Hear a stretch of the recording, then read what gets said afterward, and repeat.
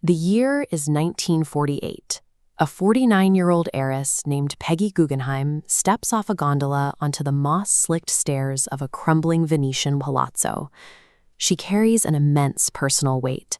She is mourning a great love who died on a hospital table, and she has spent the last several years frantically buying Picassos and abstract canvases while war swallowed Europe. Yet standing in these specific, decaying rooms for the very first time, she feels an inexplicable certainty that she has finally come home. She intends to make this her collection's final home, yet the palazzo's history is far from a blank canvas. Long before her arrival, these walls had already been shaped into a radical aesthetic experiment. To understand how Guggenheim achieved her radical vision here, we have to trace the echoes left by the people who first turned this exact building into a laboratory for the extreme. 40 years earlier, during the height of the Belle Époque, this same palazzo was ruled by Marchesa Luisa Casati. While Guggenheim dedicated her life to collecting and preserving the genius of others, Casati used her own physical existence as the medium. She curated a reality that defied all normal boundaries, famously walking the streets of Venice with cheetahs held on diamond-studded leashes. Every outfit and every public appearance was an uncompromising, living exhibition. Inside the palazzo, she threw lavish midnight parties where 10,000 moths were released solely for fleeting visual spectacle. Casati was systematically enacting the theories of the man who redefined the Italian aesthetic, Gabriele D'Annunzio.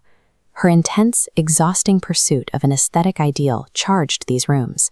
It laid a deep philosophical foundation that perfectly primed the space for the modern art Guggenheim would eventually hang on these very walls. The intellectual match behind Casati's fire was Gabriele D'Annunzio.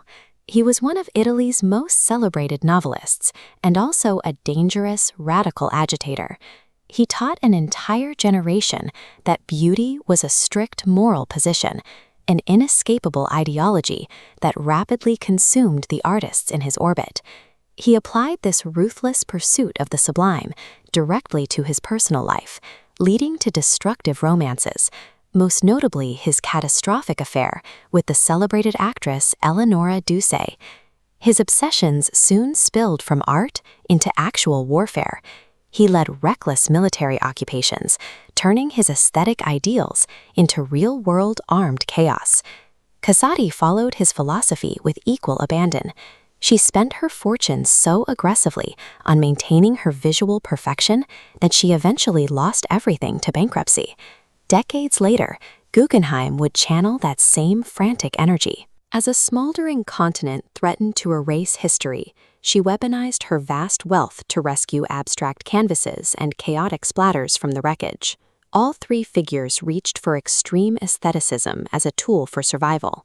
For them, beauty served as a barricade against the personal and global ruin closing in from every side. The originators of this experiment faced a steep decline. Stripped of her palazzo and her cheetahs, Casati spent her final years in a single room in Chelsea, her entire world reduced to 40 objects. D'Annunzio retreated to a massive estate called the Vittoriale, isolated and forced to watch as his aesthetic theories were borrowed and corrupted by political forces entirely beyond his control. Which brings us back to 1948. Guggenheim stands in the center of the palazzo, the final inheritor of D'Annunzio's ideas and Casati's shattered legacy. She succeeds precisely where her predecessors collapsed. Instead of burning through her resources on a fleeting lifestyle, she solidifies the experiment, turning those haunted rooms into a permanent sanctuary for 20th century art. None of this could have happened anywhere else. The centuries-old stone and the sinking foundations of Venice provided the only canvas vast and resilient enough to absorb their ambitions.